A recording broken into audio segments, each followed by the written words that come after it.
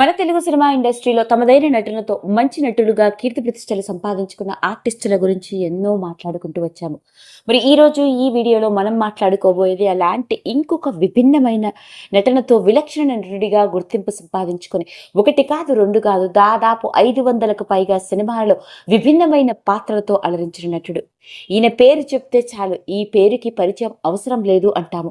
అలా సినిమా రంగంతో విడదీయరాని అనుబంధాన్ని ఏర్పరచుకున్న ఆ గొప్ప నటుడి వ్యక్తిగత జీవితంతో కూడుకున్న విషయాల్లో ముఖ్యంగా ఆయన పోయిన చాలా ఏళ్ల తర్వాత మొట్టమొదటిసారిగా ఆయన కుటుంబం గురించి, అందులోనూ ఆయన కొడుకు కూతురు గురించి బయటపడ్డ కొన్ని ఆశ్చర్యకరమైన విషయాలు. మరింతగా మాట్లాడుకుంటున్న నటుడు ఎవరో కాదండి, నర్రా వెంకటేశ్వరరావు గారు. ఈ పేరుకి పరిచయం అవసరమే లేదు. సినిమా ఇండస్ట్రీ ఉన్నంత కాలం ఓ విలక్షణమైన నటుడిగా, ముఖ్యంగా చెప్పుకోవాలి అంటే కొన్ని దశాబ్దాల పాటు ఒక సమయంలో అయితే నెగిటివ్ షేడ్ ఉన్న పాత్రలో, ఓ కామందు పాత్రలోను, ఓ విలన్ పాత్రలోను నటించాలి అంటే ఇతడి తర్వాత ఎవరైనా అన్నట్లుగా తనదైన నటనతో ప్రేక్షకులందరినీ అలరించాడు. మరి అలాంటి నర్రా వెంకటేశ్వరరావు గారి వ్యక్తిగత జీవితంతో కూడుకున్న విషయాల్లో ముఖ్యంగా ఆయన పిల్లలు ఎవరో, అందులోనూ ఆయన కూతురు ఎవరో, ఏం చేస్తుందో తెలిస్తే నోరెళ్ళ పెట్టవలసిందే. ఇక వివరాల్లోకి వెళ్తే, ప్రకాశం జిల్లాలో పుట్టి పెరిగిన నర్రా వెంకటేశ్వరరావు గారికి చిన్నప్పటి నుంచి నటన మీద ఉన్న ఆసక్తి. అప్పటి తరం ఆర్టిస్టుల మాదిరిగానే చదువుకునే రోజుల్లోనే స్టేజీ ఆర్టిస్ట్గా ఎన్నో నాటకాలు వేస్తూ రంగస్థలం మీద నటుడిగా మంచి గుర్తింపు సంపాదించుకున్నాడు.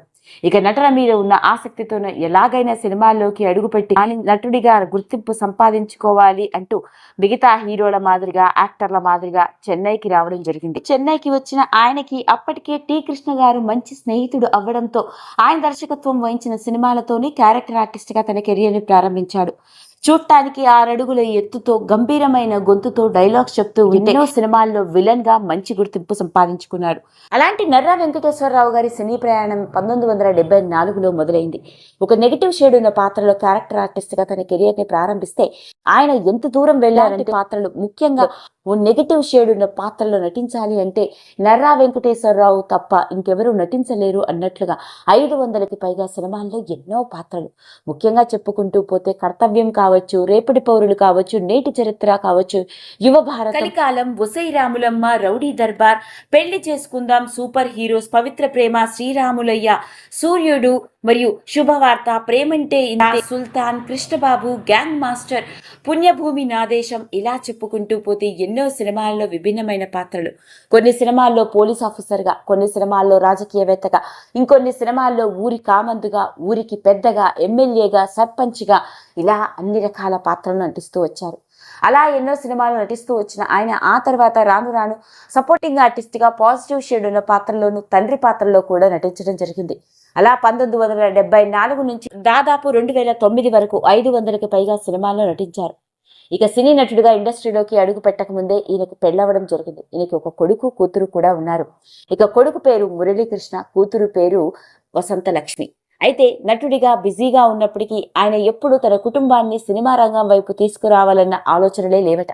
పైగా సినిమా ఇండస్ట్రీలో ఆయనకి తన తోటి ఆర్టిస్ట్, స్టార్ హీరో అయిన శోభన్ బాబు గారి మీద ప్రత్యేకమైన అభిమానం, పైగా ఆయన అంటే చాలా ఇష్టం. ఆయన ఆలోచనల మేరకునే ఆయన సంపాదించిన ఆస్తులన్నింటినీ రియల్ ఎస్టేట్ మీద పెట్టడం జరిగిందని, అలా నర్రా వెంకటేశ్వరరావు గారు సంపాదించిన ప్రతి రూపాయిని చెన్నైలో ఎన్నో విలువైన ఆస్తులని, భూములని కొనగలగడం జరిగింది అంటూ ఆయన కూతురు ఈ మధ్య కాలంలో ఇచ్చిన ఇంటర్వ్యూలో వెలుగులోకి తీసుకొచ్చింది. ఇక నర్రా వెంకటేశ్వరరావు గారి కొడుకు, కూతురు కూడా చదువుకుంటున్న రోజుల్లోనే సినిమాలో నటించే అవకాశం వచ్చినప్పటికీ ఆయనకి ఇష్టం లేకపోవడం వల్ల సినిమాల్లో నటించలేదట. ఆయన కొడుకు మురళి MBA వరకు చదువుకొని తండ్రి స్టార్ట్ చేసిన కొన్ని వ్యాపారాలు, ముఖ్యంగా రియల్ ఎస్టేట్ ఇండస్ట్రీలోను, మైనింగ్ మరియు ఎక్స్పోర్ట్స్ ఇండస్ట్రీలో సొంతంగా కంపెనీస్ ని స్టార్ట్ చేసి చెన్నైలోనే సెటిల్ అవ్వడం జరిగింది. ఇక ఆయన కూతురు విషయంలోకి వెళ్ళినట్లయితే కూతురు పేరు వసంత. ఈమెకి పెళ్ళవడం ఒక కూతురు కూడా ఉంది. ఈమె భర్త పేరు శ్రీనివాస్. ఇక ఈవిడ హైదరాబాద్లోనే సెటిల్ అవ్వడం జరిగిందట. ఈవిడ భర్త కూడా ప్రముఖ వ్యాపారవేత్త అని, వాళ్ళకి సొంతంగా మైనింగ్ కంపెనీస్, అంతేకాకుండా లాజిస్టిక్ కంపెనీస్ ఉన్నాయని, అలా ఎన్నో దేశ విదేశాల్లో మైనింగ్స్ అంతేకాకుండా లాజిస్టిక్స్ చేస్తూ ఉన్నారని చెప్పుకురావడం జరిగింది. ప్రస్తుతానికి హైదరాబాద్లోనే సెటిల్ అవ్వడం జరిగింది. కాకపోతే తన కూతురికి కూడా తాత మాదిరిగానే సినిమా రంగం మీద ఉన్న ఆసక్తిని, తాను తన తమ్ముడు సినిమా రంగం వైపు రాలేకనే తన కూతురిని ఎంకరేజ్ చేస్తూ రావడంతో ఆమె కూడా థియేటర్ ఆర్ట్స్ ని కంప్లీట్ చేసిందని, ప్రస్తుతానికి సొంతంగా ఓ స్టార్ట్అప్ కంపెనీని పెట్టే ఆలోచనలో ఉంది అంటూ ఆవిడ ఇచ్చిన ఇంటర్వ్యూ ద్వారా వెలుగులోకి వచ్చిన ఈ విషయం ఆశ్చర్యకరంగా మారింది. అయితే వరుస సినిమా అవకాశాలతో కొన్నేళ్ల పాటు ఇండస్ట్రీని ఒక ఊపు ఊపిసిన నర్రా వెంకటేశ్వరరావు గారి చివరి దశలో అంటే 60 ఏళ్ల వయసులోనే ఆయనకి అకస్మాత్తుగా ఇంటెస్టైన్ క్యాన్సర్ రావడం జరిగిందట. క్యాన్సర్ తెలుసుకునేసరికి అది ఫైనల్ స్టేజ్ లో ఉండడం, ట్రీట్మెంట్ తీసుకున్నప్పటికీ ఆయన క్యాన్సర్ కారణంగా అకస్మాత్తుగా కన్ను మూయడం జరిగింది అంటూ నర్రా వెంకటేశ్వరరావు గారి కూతురు వసంత గారు ఇచ్చిన ఇంటర్వ్యూ ద్వారా వెలుగులోకి వచ్చిన ఈ విషయం నెట్టింట్లో వైరల్ గా మారింది. అదండి మరి సినిమా ఇండస్ట్రీతో విడదీయరాని అనుబంధాన్ని ఏర్పరచుకొని ఓ విలన్ గా, సపోర్టింగ్ ఆర్టిస్ట్ గా మనందరికీ నేటికి గుర్తుండిపోయిన నర్రా వెంకటేశ్వరరావు గారి వ్యక్తిగత జీవితంతో కూడుకున్న విషయాల్లో ఆయన 2 పిల్లలు సినిమా రంగంలోకి అయితే రాలేదు, కానీ వ్యాపారస్తులుగా కొన్ని వందల కోట్ల ఆస్తిని సంపాదించుకొని హైదరాబాద్ లోను, చెన్నైలోను సెటిల్ అవ్వడం జరిగింది. ఈ మధ్య కాలంలోనే నర్రా వెంకటేశ్వరరావు గారి కూతురు వసంత గారు ఇచ్చిన ఇంటర్వ్యూ ద్వారా వెలుగులోకి వచ్చిన కొన్ని ఆశ్చర్యకరమైన విషయాలు ఇంకొకసారి ఆ నటుడిని గుర్తు చేసుకునేలా చేశాయి. అదండి అలా సినీ సెలబ్రిటీల వ్యక్తిగత జీవితాలతో కూడుకున్న విషయాలు ఎన్నో మనకు తెలియకుండా కనుమరుగైపోతున్న నేపథ్యంలోనే వారి కుటుంబ సభ్యుల ద్వారా వెలుగులోకి వచ్చిన ఈ విషయాలు ఇంకొకసారి ఆ నటుడిని గుర్తు చేసుకునేలా చేస్తాయి. మరి లేటెస్ట్ గా వెలుగులోకి వచ్చిన ఈ విషయం ఇప్పుడు నెట్టింట్లో ఆసక్తికరంగా మారింది.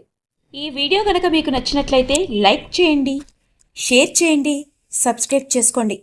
మరిన్ని వీడియోస్ కోసం పక్కనే ఉన్న బెల్ ఐకాన్ని నొక్కడం మాత్రం మర్చిపోకండి.